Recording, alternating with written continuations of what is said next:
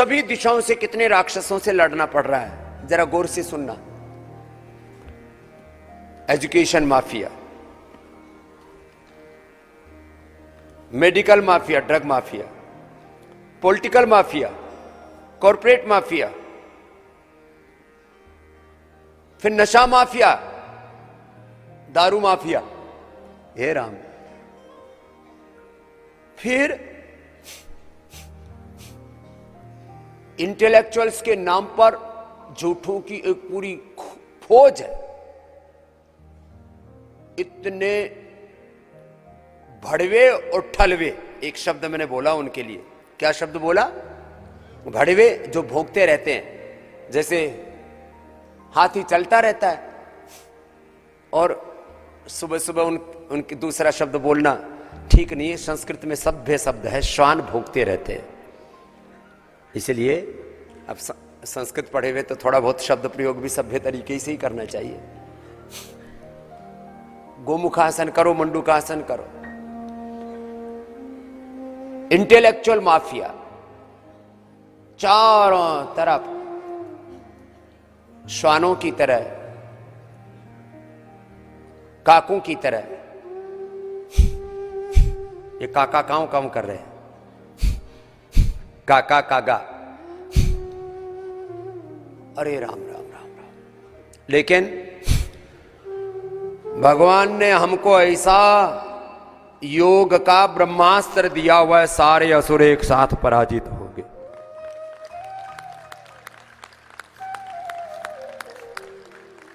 ये ब्रह्मास्त्र है। एक शब्द प्रयोग किया होता है, ब्रह्मास्त्र। तो इंट्रोडक्शन ही दे पाएंगे 10-15 मिनट में तो। हाँ, इंट्रोडक्शन दे दो। फिर एक किताब ये खुद भी तैयार कर रहे हैं, तो मेरे पास बीच में जब तैयार होगी बोले स्वामी जी लिख तो दी किताब, अब इसको बाजार में लॉन्च कर दिया तो और नई मुसीबत तो नहीं आ जाएगी। मैंने कहा जो आंकड़े उनको लिख दो। ये एलोपैथी का पूरा झूठ, एलोपैथी का पाप। ये बोले जी क्या करो? बोले एलोपैथी का इसने सच लिख दिया। और मैंने कहा सच कहाँ है ये? वो सच मतलब उसमें हकीकत क्या है? ऐसा एलोपैथी की हकीकत क्या? मैंने कहा एलोपैथी का सच नहीं, इसका नाम रखो एलोपैथी का झूठ या एलोपैथी का पाप। ये हिंदी का अच्छा शब्द है, एलोपैथी का पाप। तो इतना पुरुषार्थ किया हमारे इस बालक ने, सारी दुनिया में जो पूरा इनके द्वारा तबाही मचाई जा रही है, तो सार रूप में सब पढ़ करके लिख दिया। बताना क्या क्या पाप कर रहे हैं। जरा मैं पुण्य कर लेता हूं योग का, थोड़ा योग करो कराओ, ये तो पुण्य है, बाकी ये पाप क्या हो रहा है। परम पूज्य स्वामी जी महाराज के चरणों में आज ये जो विषय है, उस विषय के संदर्भ में संपूर्ण विश्व में जो फार्मा माफिया से पीड़ित हैं, जो बीमारियों से पीड़ित हैं, ऐसे करोड़ों लोगों की ओर से जिनकी एकमात्र आशा का केंद्र परम पूज्य स्वामी जी महाराज है, उनके चरणों में कोटि कोटि नमन करते हैं, वंदन करते हैं, प्रणाम करते हैं। परम पूज्य स्वामी जी महाराज को विगत 30 वर्षों में जितना हम देख रहे हैं, उनको एक सच्चे राष्ट्रभक्त के रूप में, कानून का पालन करने वाले के रूप में, मर्यादा के पालन करने वाले के रूप में देख रहे हैं। और जो कानून का पालन करने वाला देशभक्त व्यक्ति होता है, वो कोर्ट की मर्यादा का भी पूरी तरह पालन करता है, और पतंजलि भी सुप्रीम कोर्ट का पूरा सम्मान करता है। देखिए, ये लड़ाई किसी डॉक्टर या किसी पैथी विशेष के खिलाफ ना होकर, ये लड़ाई है फार्मा की उस लॉबी के खिलाफ, जिसके खिलाफ पूरी दुनिया में खूब आवाजें उठ रही हैं। और पूरी दुनिया के सामने जो आज मानवता के सामने सबसे बड़ी समस्या है, वो समस्या है स्वास्थ्य की। आज यदि हमारे सामने हमारे क्रांतिकारी होते, दुनिया के बड़े बड़े लीडर जिन्होंने अलग अलग देशों में क्रांतियां की, तो वो सब भी इस फार्मा माफिया के खिलाफ खुलकर बोलते, क्योंकि उन्होंने जो क्रांति की वो तो केवल राजनीतिक सामाजिक आजादी की क्रांति की, लेकिन ये जो स्वास्थ्य की समस्या है, ये बहुत बड़ी समस्या है। और अभी भी केवल परम पूज्य स्वामी जी महाराज नहीं, अलग अलग देशों में अलग अलग व्यक्ति आंकड़ों के साथ, तथ्यों के साथ, प्रमाणों के साथ फार्मा माफिया के बारे में बात करते हैं। और उसमें ज्यादातर खुद डॉक्टर हैं एलोपैथी के और साइंटिस्ट हैं।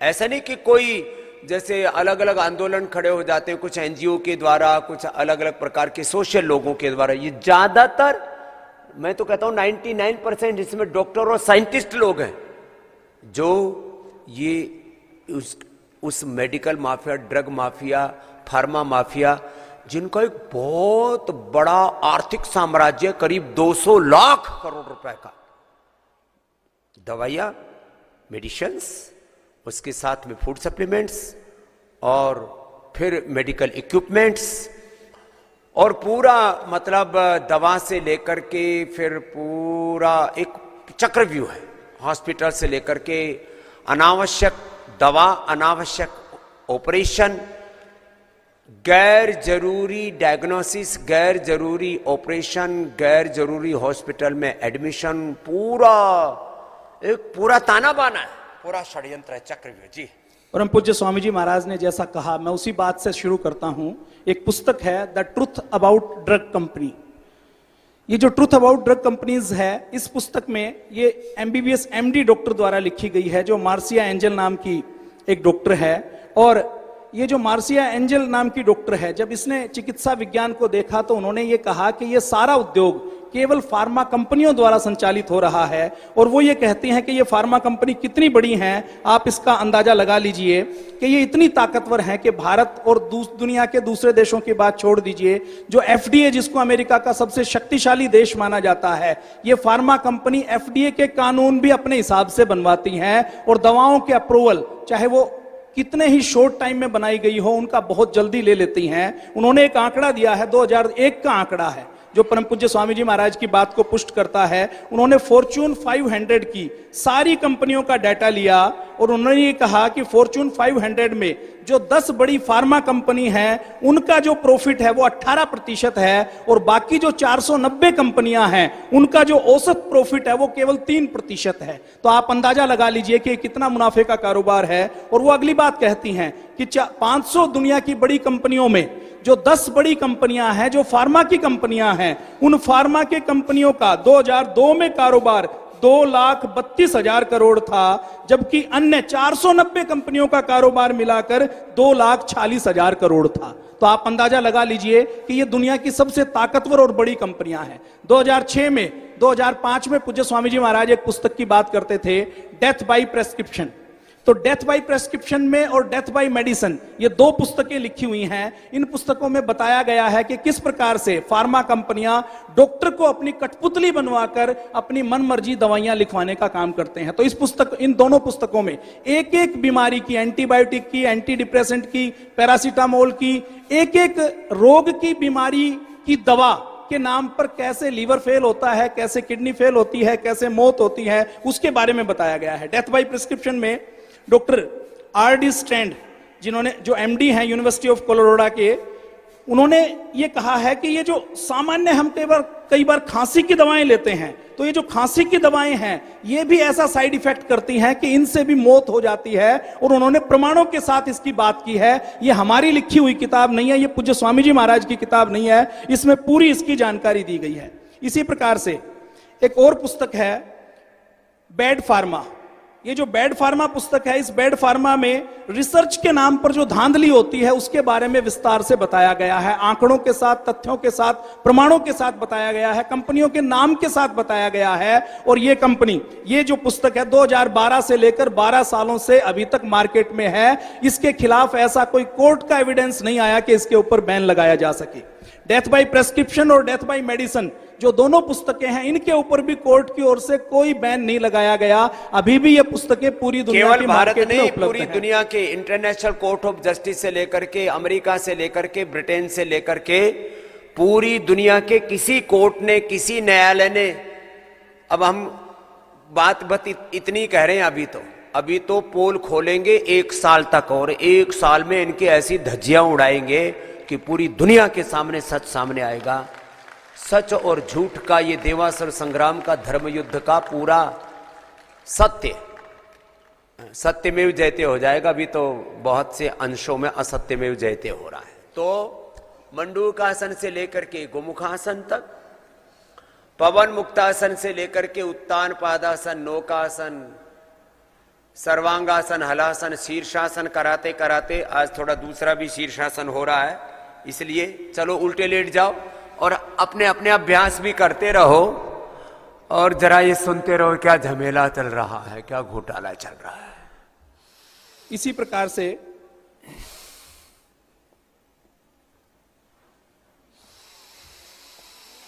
मकरासन, व्हाइट कोट भुजंगासन, ब्लैक हैट सर्वासन। नाम की पुस्तक में किस प्रकार से चिकित्सा विज्ञान, देखिए डॉक्टर तो हमारे घर के बच्चे हैं, वो तो इंडिया का जो भारत का बेस्ट ब्रेन है वो है, उनको यदि आयुर्वेद में लगाया जाएगा तो वो पूरी दुनिया को स्वास्थ्य दे सकते हैं। मेरे परिवार में एक डॉक्टर हैं, जब उनसे पूछा कि आप ये जो डॉक्टरी करते हैं इसके लिए 100 करोड़ का हॉस्पिटल खोलने की जरूरत क्या है, तो उन्होंने कहा कि मैंने एमबीबीएस कर ली, एमडी कर ली, डीएम कर ली, यदि मेरा हॉस्पिटल अच्छा नहीं होगा तो मुझे भूखे मरने की नौबत आ जाएगी। मेरे लिए जरूरत है कि मैं रोज 1-2 ऑपरेशन करूं, रोज उसके लिए मरीज ढूंढूं।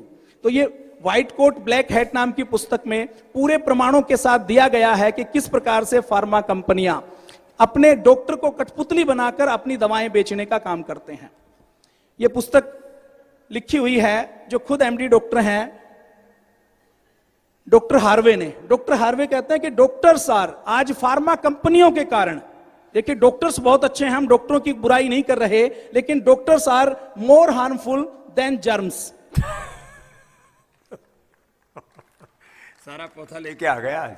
ये फार्मा कंपनी किस प्रकार से गैर जरूरी दवाओं को बेचती हैं बिना, कई बार ऐसा होता है कि पहले दवा बन जाती है, उस दवा को बेचने के नाम पर कई बार बीमारी, कारपोरेट कंस्ट्रक्शन ऑफ डिजीज की जाती है।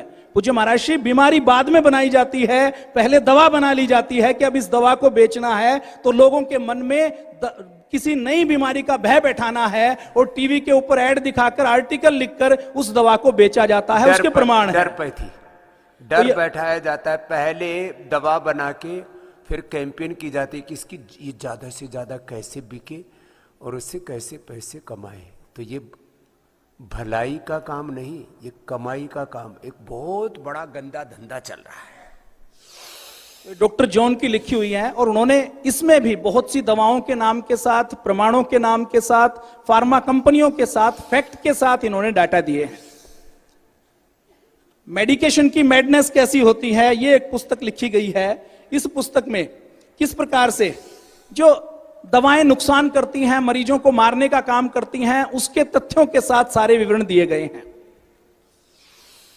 Deadly medicines and organised crime, बहुत से डॉक्टरों ने, जो अच्छे डॉक्टर पीटर ये कहते हैं कि ये जो फार्मा इंडस्ट्री है ये इस प्रोफेशन में ऑर्गेनाइज्ड क्राइम की तरह काम कर रही है।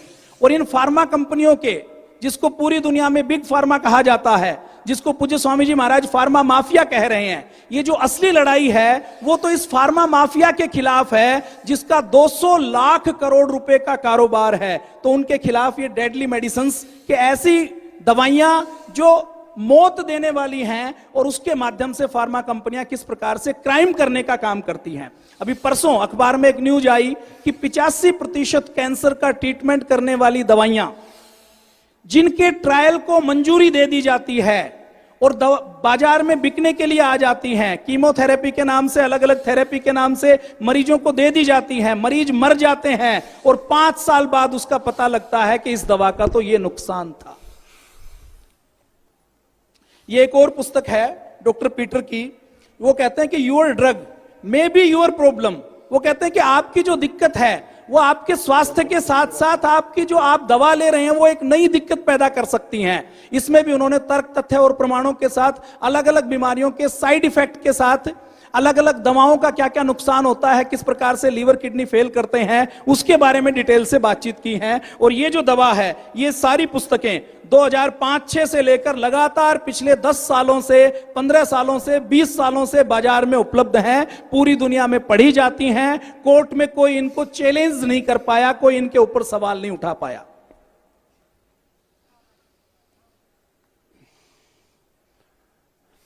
अब ये एक और दवा पुस्तक लिखी हुई है, confession of an drug pusher, कि किस प्रकार से दवा कंपनियां मेडिकल रिप्रेजेंटेटिव के माध्यम से रिसर्च जर्नल में फर्जी लेख लिखवाकर, फर्जी बीमारियां बनाकर, फर्जी बीमारियों का फर्जी ट्रीटमेंट बनाकर अपनी दवा बेचने का काम करती हैं।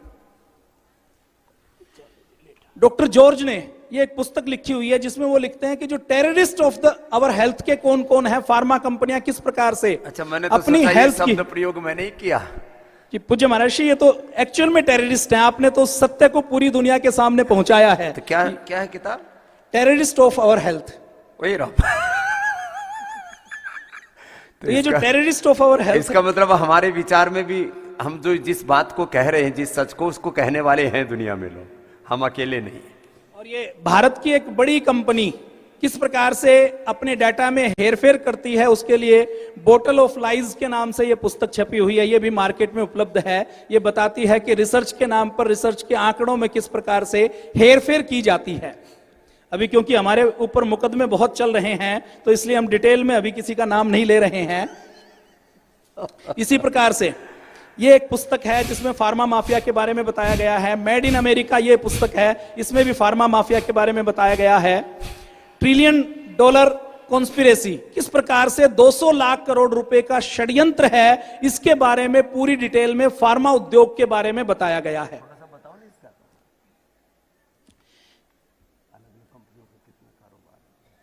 अलग अलग कंपनियों के ये जो लड़ाई है, देखिए ये पूज्य स्वामी जी महाराज, अब जब 2009-10 में पूज्य स्वामी जी महाराज आंदोलन करते थे तो कई बार हम पूज्य स्वामी जी महाराज से कहते थे कि स्वामी जी महाराज अपना योग का कार्यक्रम बहुत अच्छा चल रहा है, लोगों को स्वास्थ्य दे रहे हैं, आप ये भ्रष्टाचार काले धन की बात करते, ये पंगा लेने का काम क्यों करते हो?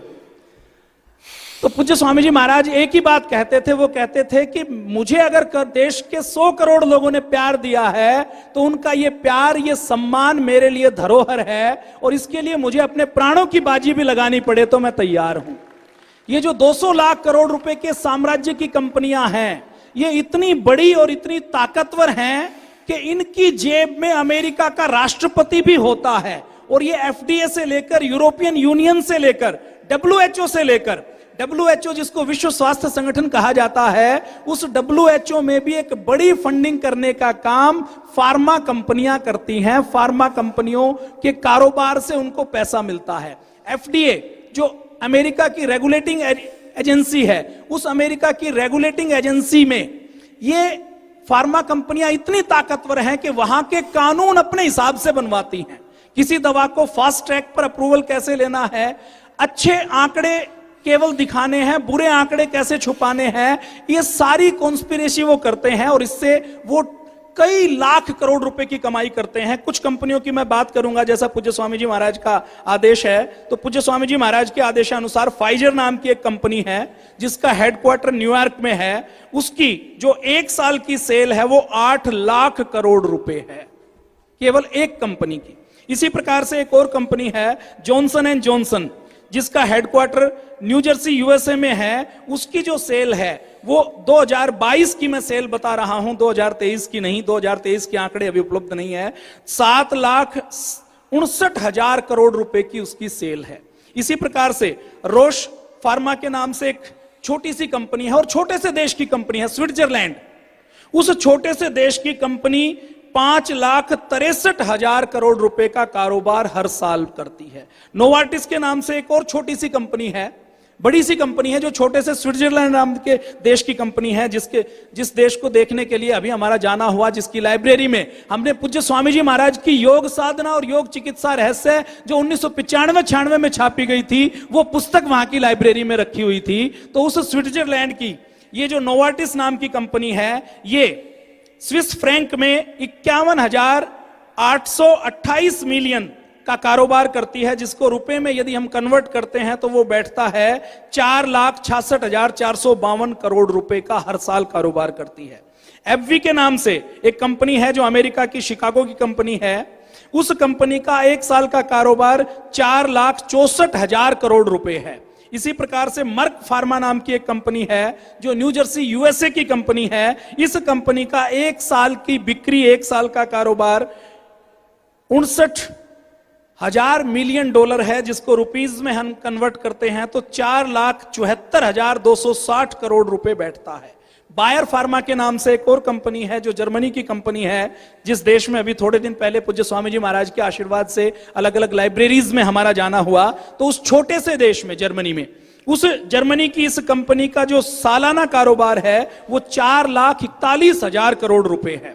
इसी प्रकार से ब्रिस्टल मायर्स नाम की एक कंपनी है जो यूएस की कंपनी है। इस कंपनी का एक साल का जो कारोबार है वो 3,70,000 करोड़ रुपए का कारोबार है। इसी प्रकार से 9 नंबर की एक कंपनी है एली लिली के नाम से, जो यूएस के इंडियाना स्टेट की में जिसका हेडक्वार्टर है, उसका जो एक साल का कारोबार है वो 2,28,000 करोड़ रुपए है।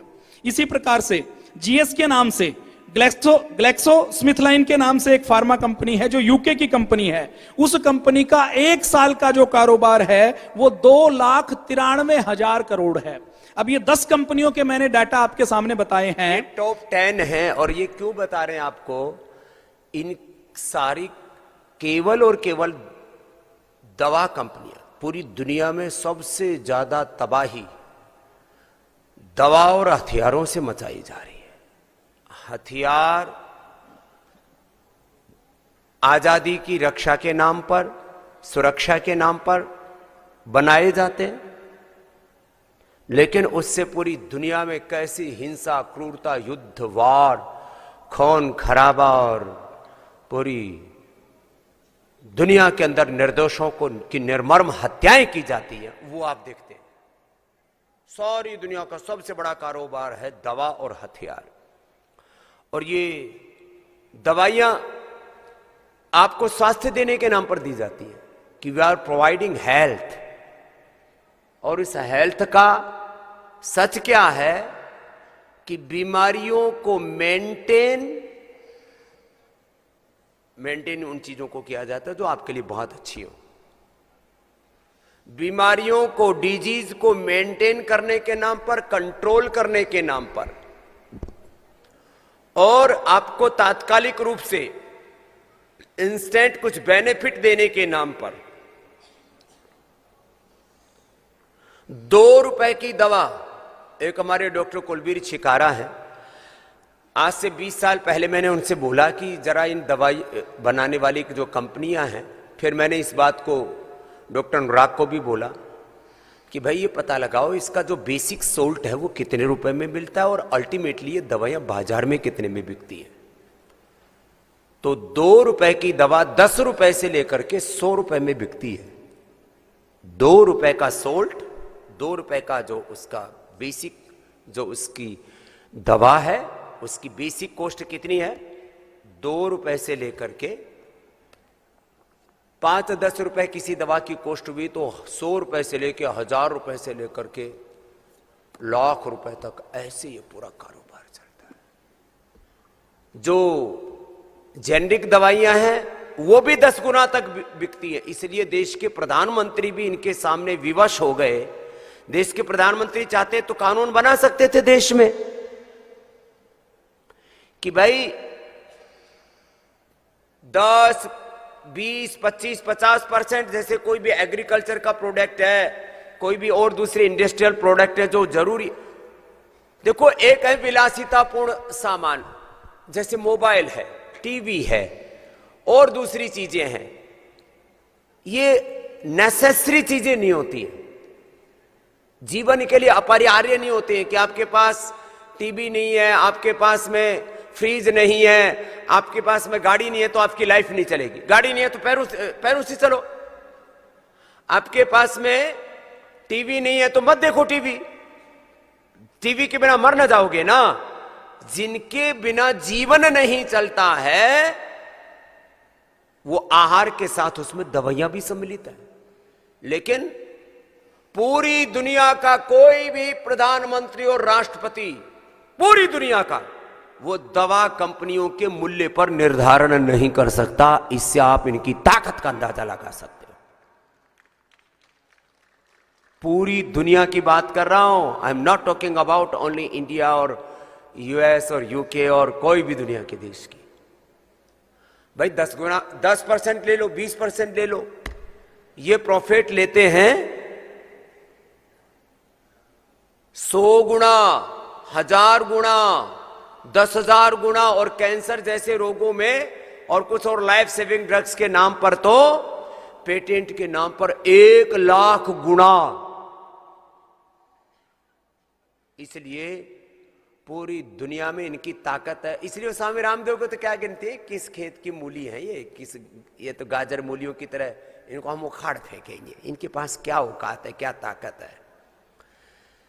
इसलिए मैंने कहा सत्ता, संपत्ति और साम्राज्यों से भी ज्यादा ताकत सत्य की होती है। तुम्हारे पास में ताकत होगी कि हम सबको दबा देंगे, दफन कर देंगे, मिटा देंगे। ये बहुत बड़ी बातें हैं। जिस लेवल पर बहसें हो रही है ना, तो ये सारा कार्यक्रम आज इसलिए, अभी बीच में मैंने कपालभाति करो, अनुलोम विलोम करो, लंबा करना है, आधा आधा एक एक घंटा कपालभाति अनुलोम विलोम कराते हैं हम। SLMS ऑटोमेन डिजीज और पूरी दुनिया के वो रोग जो किसी दवा से नहीं मिटते, उनसे हम मुक्ति दिलाते हैं। और कुछ कहते जी ये आप कह नहीं सकते कि रोगों से मुक्ति होती है। मैंने कहा साधु का तो जन्म ही सबको मुक्ति दिलाने के लिए, मोक्ष दिलाने के लिए होता है। चाहे वो रोगों से मुक्ति हो, चाहे भोगों से मुक्ति हो, बंधनों से मुक्ति हो, रोग से, दुख से, दरिद्रता से, सब प्रकार की पराधीनताओं से मुक्ति दिलाने के लिए। तो आप ये कपालभाति अनुलोम विलोम तो करो। सेकंड डोज अभी और दे रहे हैं भाई राकेश जी। हाँ, आज जितना बात कर सकेंगे आज करेंगे, फिर दोबारा बात करेंगे। और ये कितना बड़ा सच है, कितना बड़ा यथार्थ है इसका, कितनी बड़ी लूट है, किस तरह से वैश्विक परिप्रेक्ष्य में ये तबाही का मंजर है, वो बता रहे हैं भाई राकेश जी। हम थोड़ा भस्त्रिका ये तो बाद में कराएंगे, अभी थोड़ा कपालभाति, बाह्य प्राणायाम, उज्जाई, अनुलोम विलोम मेरे साथ कर लीजिए। हाँ, बता रहे थे भाई राकेश जी। एक बार इनका जोरदार अभिनंदन है ये डेटा कंपाइल करने में, और उसको अच्छे से अभिव्यक्त प्रेजेंट करने में भी काफी निष्णात हो गए। तो इसके लिए भी भाई डॉक्टर तो बनाना पड़ेगा अभी इसको। हाँ, इसकी पत्नी जरूर डॉक्टर बन गई है। तो एक बार जोरदार हमने भाई राकेश जी का। पूज्य स्वामी जी महाराज के चरणों में नमन करते हुए, जो आज हमारा जितना व्यक्तित्व है वो सब पूज्य स्वामी जी महाराज जैसे गुरुओं की कृपा से है। 2005 में जब हम पूज्य स्वामी जी महाराज की शरण में आए तो उस समय हम ना बोलना जानते थे, ना हमें अर्थव्यवस्था का, ना चिकित्सा व्यवस्था का, ना कृषि व्यवस्था का, ना योग का, ना आयुर्वेद का, हमें कोई भी बोध नहीं था। हमें अज्ञान वाले माटी के पुतलों से मनुष्य बनाने के लिए मैं पूज्य स्वामी जी महाराज के चरणों में कोटि कोटि नमन करता हूं। देखिए, मेरे परिवार में मेरे जो छोटे जीजाजी हैं, जो हमारे जमाई जी हैं, वो एक बड़ी कंपनी में काम करते हैं। कंपनी का नाम मैं नहीं बताऊंगा, और वो वहां पर रिसर्च साइंटिस्ट हैं।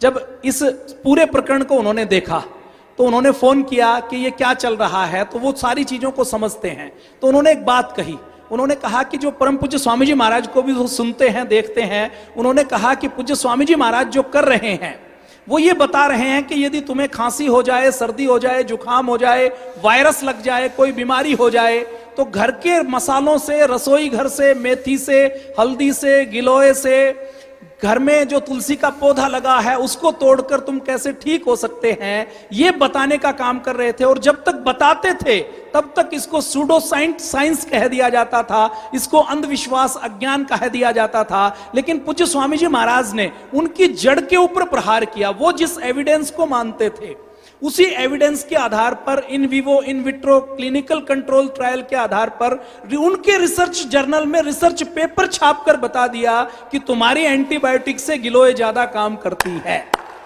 अब उन्होंने जो आगे कहा ना, उसके बाद आप सारी ये चीज समझ जाएंगे, आपको बहुत ज्यादा आंकड़ों की और डाटा की जरूरत नहीं पड़ेगी। उन्होंने आगे कहा कि जब कोई फार्मा इंडस्ट्री कोई रिसर्च करती है, तो वो जब एक रिसर्च करती है तो उसको एक रिसर्च करने में कम से कम 700 से लेकर 7,000 करोड़ रुपए तक खर्च करने पड़ते हैं। नोट कर लीजिए इस डाटा को, ये आपको बोलना है कि एक फार्मा कंपनी जब कोई बीपी की दवा बनाती है, डायबिटीज की दवा बनाती है, सर्दी खांसी जुकाम की दवा बनाती है, कैंसर की दवा बनाती है, उसमें और ज्यादा पैसा लग जाता है, जिसमें बहुत लंबी रिसर्च चलती है। तो सामान्य दवा में 700 से 7,000 करोड़ रुपए खर्च होते हैं। और फार्मा कंपनी जब वर्षों तक इतना पैसा खर्च करती है तो वो उस दवा का पेटेंट लेती है, और उस दवा का पेटेंट लेकर उस दवा के फार्मूले को सीक्रेट रखकर उसका पेटेंट लेकर वो बेचती है। तो 7,000 करोड़ रुपए वो खर्च करती है। तो इस दृष्टि से खर्च करती है रिसर्च के नाम पर कि मैं इसकी दवा बनाकर जो 20 साल तक 50 साल तक बेचूंगा, उससे मुझे 7 लाख करोड़ रुपए का प्रॉफिट होगा। तो उन्होंने कहा कि झगड़ा इस बात का है कि पूज्य स्वामी जी महाराज जो रिसर्च कर रहे हैं, बता रहे हैं कि तुलसी के पत्ते को आपने खा लिया तो आपकी खांसी ठीक हो जाएगी, जुकाम ठीक हो जाएगा, बुखार ठीक हो जाएगा, आपने गिलोय ले ली तो आपका लीवर ठीक हो जाएगा। पूज्य स्वामी जी जो बता रहे हैं उस रिसर्च से कुछ पैक करके बेचा नहीं जा सकता। फार्मा कंपनियों का दर्द यही है, वो ये कहते हैं कि पूज्य स्वामी जी ऐसा प्रोडक्ट क्यों बता रहे हैं जो लोग घर में कर सकते हैं, ऐसा योग आयुर्वेद क्यों बता रहे हैं। जब मैंने उनसे आगे पूछा कि ये जो रिसर्च पूज्य स्वामी जी कर रहे हैं, तो ये रिसर्च फार्मा कंपनियां क्यों नहीं करती, तो उन्होंने आगे कहा कि फार्मा कंपनी ने मान लीजिए गिलोय पर रिसर्च की, तुलसी पर रिसर्च की, नीम पर रिसर्च की, तो फार्मा कंपनियों ने रिसर्च करके मान लीजिए ये निर्णय निकाल लिया कि गिलोय के पीने से लीवर ठीक होता है, तो लोग फार्मा कंपनी की गिलोय खरीदने वाले नहीं है। गिलोय भारत के घर घर में होती है, वो गिलोय लेंगे और उसका काढ़ा बनाकर पी लेंगे। फार्मा कंपनी की दवा नहीं बनेगी, दवा नहीं बिकेगी, दवा पैक नहीं होगी और दवा बिकेगी नहीं तो प्रॉफिट नहीं होगा। इसलिए दुनिया की कोई भी फार्मा कंपनी योग आयुर्वेद और जिससे नैसर्गिक हेल्थ मिले, जिससे फ्री में हेल्थ मिले, उसके ऊपर कोई रिसर्च करने का काम नहीं करती। फिर मैंने आगे पूछा तो उन्होंने बताया कि हर फार्मा कंपनी का एक डर्टी ट्रिक्स डिपार्टमेंट होता है जो प्रोपोगेंडा के नाम पर पूरी दुनिया में यदि कोई सत्य दिखाने का काम करता है तो उसके खिलाफ मुकदमे करने का, उसको रोकने का, उसको नीचा दिखाने का। और ये फार्मा कंपनी कितनी शक्तिशाली है, ये जो मैंने आपको आंकड़े बताए ना, बस मैं आपको एक आंकड़ा और बताता हूं, उसको आप याद कर लीजिए। भारत सरकार का जो हेल्थ का बजट है, अभी 1-2 साल पहले तक, अभी उस हेल्थ के बजट में जो स्वच्छता का दूसरे कई बजट जोड़ दिए गए, लेकिन भारत सरकार के हेल्थ का बजट लगभग 1 लाख करोड़ रुपए है। और ये जो फार्मा कंपनी है, जो इनकी सेल है, जैसे फाइजर नाम की एक कंपनी है, इसकी सेल 8 लाख करोड़ रुपए है। तो हेल्थ डिपार्टमेंट का बजट बढ़ा या फार्मा कंपनी की बिक्री बढ़ी? क्या बढ़ा है? फार्मा कंपनी की बिक्री बढ़ी है। तो आप समझ लीजिए कि ताकतवर कौन है। तो ये सारी जो लड़ाई है वो फार्मा लॉबी के साथ लड़ाई है। और अकेले पूज्य स्वामी जी ऐसे हैं जो कहते हैं कि हमारी सारी रिसर्च वो है जो आप घर में उसकी दवा बना सकते हैं और दवा खा सकते हैं। और हम तो आंवला, एलोवेरा, गिलोय, तुलसी, नीम, हल्दी घर घर में लगे, उसके लिए पतंजलि के लाखों कार्यकर्ताओं ने करोड़ों घरों में जड़ी बूटियां लगवाई हैं, पहुंचाई हैं, पेड़ पौधे वनस्पतियां। हमारा 4 अगस्त का दिन तो जड़ी बूटी दिवस के नाम पर ही प्रसिद्ध है। और उससे भारत, नेपाल से लेकर के पूरी दुनिया के कम से कम मैं कह सकता हूं, कम से कम 50 करोड़ से ज्यादा घरों में आज हमने जड़ी बूटियां लाइव पहुंचा दी है, लाइव पहुंचा दी। तो ये सारी लड़ाई है। इस एक बात में आपको सारी बात समझ आ गई होगी कि 700 से 7,000 करोड़ रुपए खर्च करके एक दवा बनती है। पूज्य स्वामी जी महाराज वो जो दवा बनती है, जो बीपी से लेकर, शुगर से लेकर, कोलेस्ट्रॉल से लेकर जो बीमारियां क्रिएट की गई हैं, उन क्रिएट की हुई बीमारियों का यदि पूज्य स्वामी जी फ्री में समाधान बता देंगे तो फार्मा कंपनियों के ऊपर ताले लग जाएंगे। और कोई भी फार्मा कंपनी अपनी बिक्री, अपना प्रॉफिट कम नहीं करना चाहती। वो ये चाहती है कि हर साल हमारी बिक्री, हमारा प्रॉफिट बढ़े।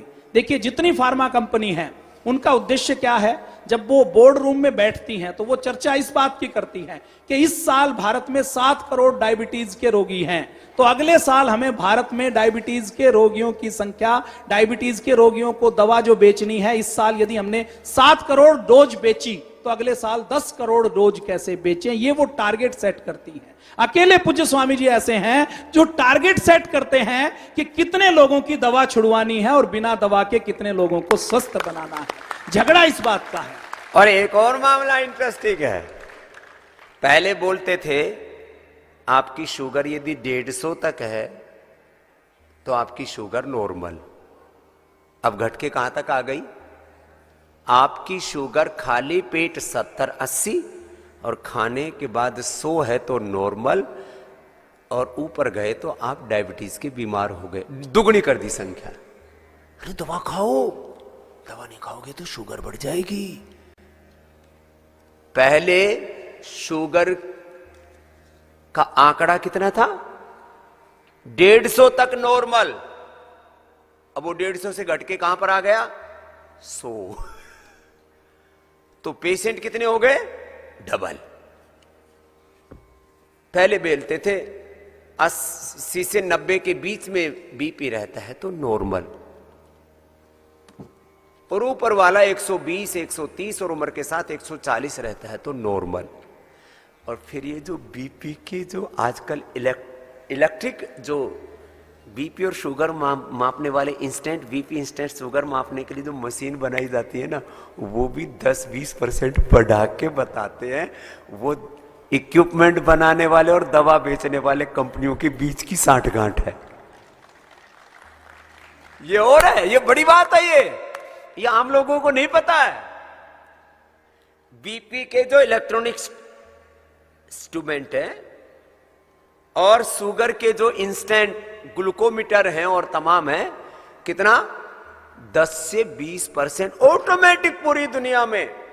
जैसे आजकल ईवीएम वाला मामला तो देखो पॉलिटिकल हो रखा है कि इलेक्ट्रॉनिक चीजें हैं, उसके अंदर कुछ हेरा फेरी जरूर होती होगी उसमें, वो तो भाई राजनीति वाले जाने, और चुनाव आयोग ने कई बार उसके परीक्षण करके दिखवाए, भाई सब दबा करके देख लो मशीन में बटन, जहां भी चुनाव होता है वहां बटन दबा के। लेकिन इलेक्ट्रॉनिक चीजों में कुछ बेसिक उनका सॉफ्टवेयर होता है, उसमें पहले से ही ऐसे प्रोग्राम इंड्यूस कर दिए जाते हैं, खास करके बीपी शुगर के मामले में, जिससे कि ज्यादा दिखे।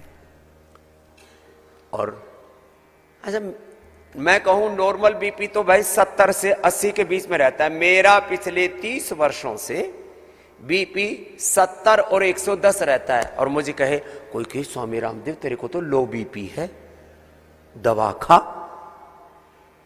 मेरा बीपी 99%, कभी कभी असरों के साथ युद्ध करता हूं तो 80-120 आ जाता है। बाकी मेरा बीपी कितना रहता है? 70-110। और तुम्हें चक्रव्यूह में फंसा दिया, तुम्हारा 90 और 130-40 बीपी गया तो डबल बीपी वालों की संख्या। पहले कोलेस्ट्रॉल बोलते थे कि 250 तक है तो कोलेस्ट्रॉल नॉर्मल, अब कहते सीधा 250 से। ये झूठे, ये बेईमान, इन नालायक लोग कितने ले आए? 150, 125, 150 तो नॉर्मल है। अब आदमी जद्दोजहद में लगा हुआ है।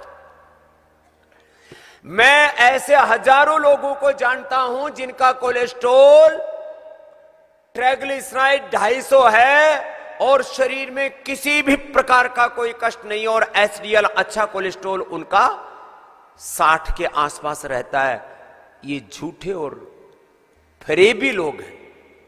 एक शब्द बोला जाता है, क्या बोला जाता है? झूठे और फरेबी। जो लोगों को कोलेस्ट्रॉल की दवाओं के नाम पर, कोलेस्ट्रॉल की दवा खाओ तो लीवर खराब, सारी दवाइयों का सबसे बुरा असर लीवर पर पड़ता है, किडनी पर पड़ता है, पेनक्रियाज पर पड़ता है। ये लीवर की, किडनी की, पेनक्रियाज की जो बीमारियां हो रही है ना, इसके लिए और क्या क्या कहें। WHO कह रहा है डॉक्यूमेंटेड और अनडॉक्यूमेंटेड दोनों मिलाया जाए तो लगभग 50 लाख लोगों की तो मौत हो रही है गलत दवाओं से पूरी दुनिया में। या एक आदमी मर जाए कहीं एक्सीडेंट में तो हाय तौबा हो जाए। आप किसी एक आदमी को मार दो तो आपके ऊपर कौन सी धारा लगती है भाई? 407 क्या 300? हमको तो पता ही नहीं कौन सी लगती है। 302 या 300 है? प्रयास करे तो 307 और मर जाए तो 302। प्रयास तो करोड़ों पे हो रहा है महाराज जी। प्रयास करे, ये मारने का प्रयास ही तो है। प्रयास करे तो प्रयास होता है करीब 25 करोड़ लोगों को मारने का हर साल। डॉक्यूमेंटेड जो 13.8 करोड़ का है और जो डॉक्यूमेंटेड नहीं हो टोटल मिला के 25 करोड़ लोगों को मारने का प्रयास होता है। और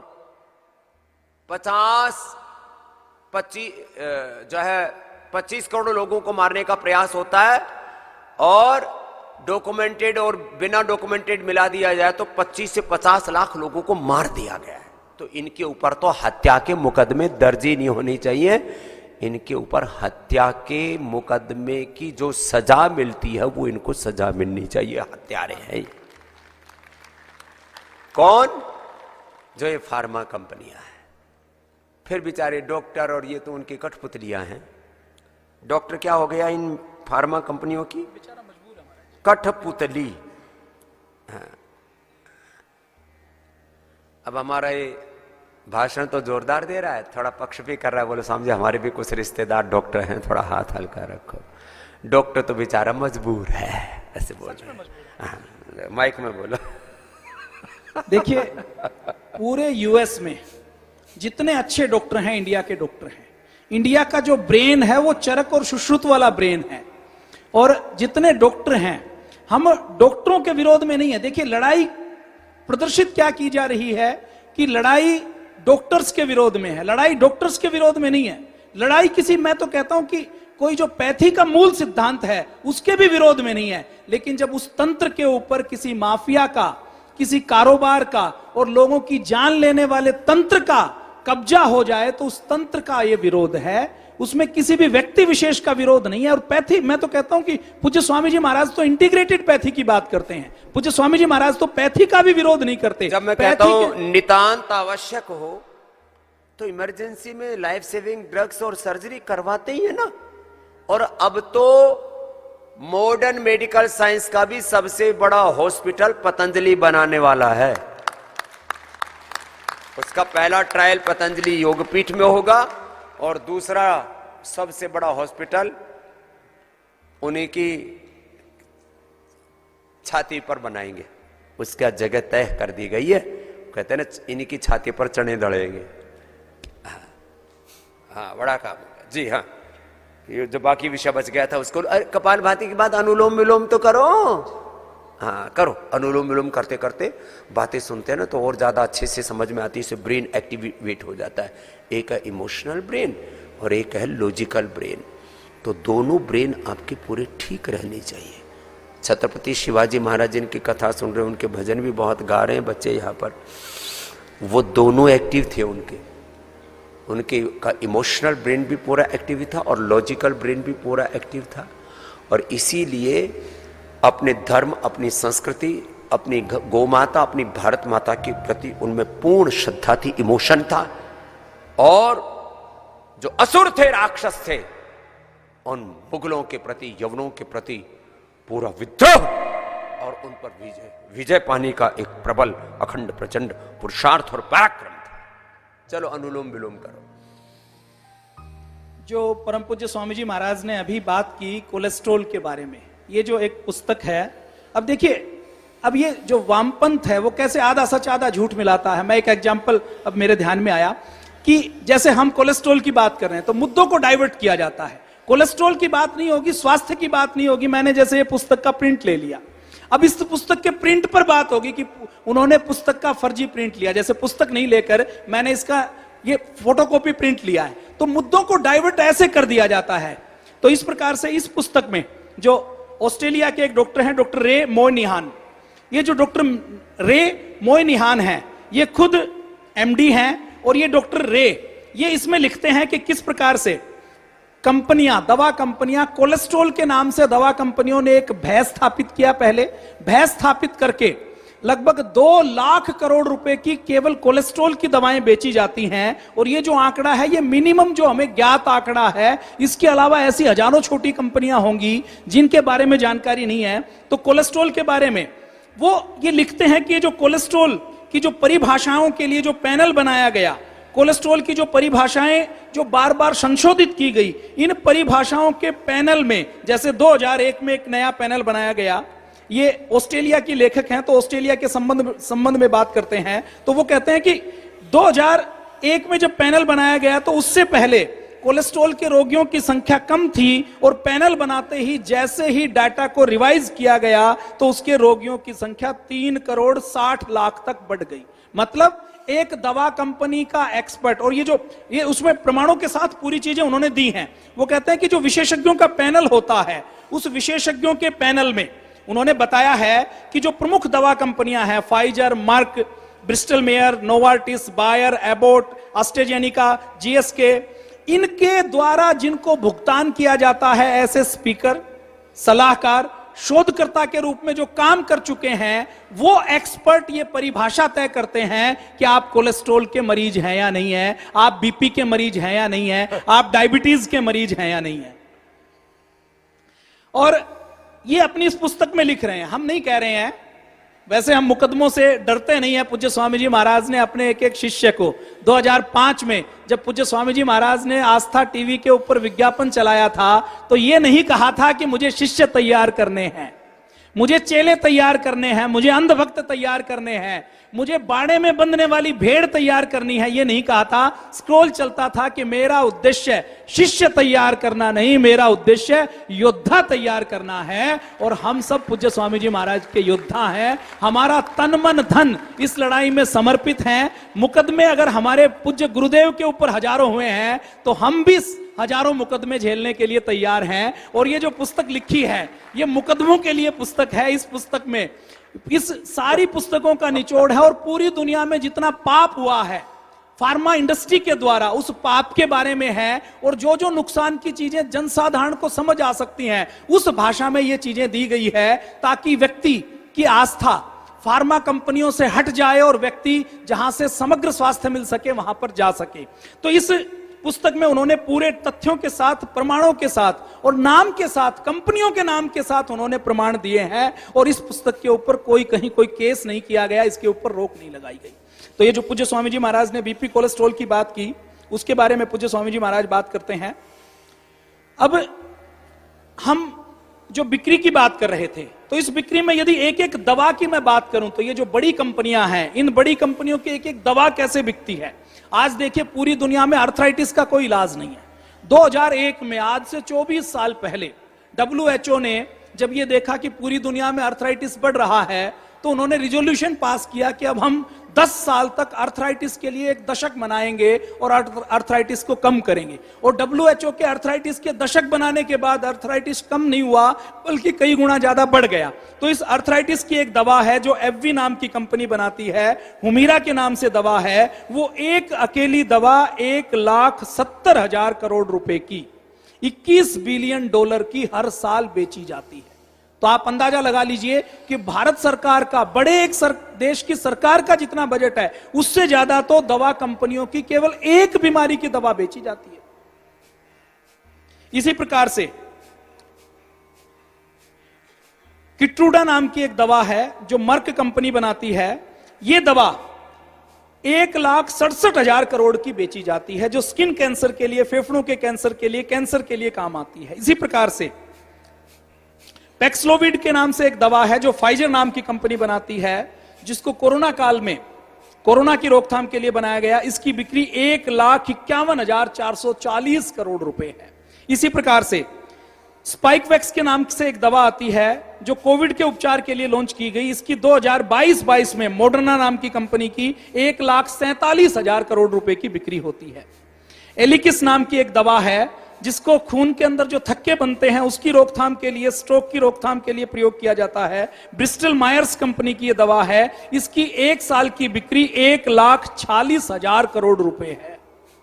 इसी प्रकार से एक और दवा है इलिया नाम की। ये जो दवा है, ये जो डीजनरेशन की जो आईज के अंदर होता है उसको रोकने के लिए काम आती है।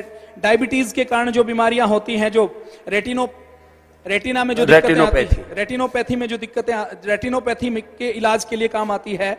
रेजेनरॉन फार्मा की यह दवा है। ये 1,01,760 करोड़ रुपए की 1 साल में बिकती है। और ये एक दवा 1 लाख करोड़ रुपए के से लेकर के 1.5 2 लाख करोड़ रुपए तक बिकती है। और ये वो डाटा है जो पब्लिक है। 2 चीजें हैं पूरी दुनिया में। आपने देखा होगा पॉलिटिकली भी कितने डाटा बताए जाते हैं और कितने डाटा छुपाए जाते हैं। डॉक्यूमेंटेड, अनडॉक्यूमेंटेड, अकाउंटेड, अनअकाउंटेड, जिनको गिन लिया जाता है, जिसको नहीं गिना जाता है।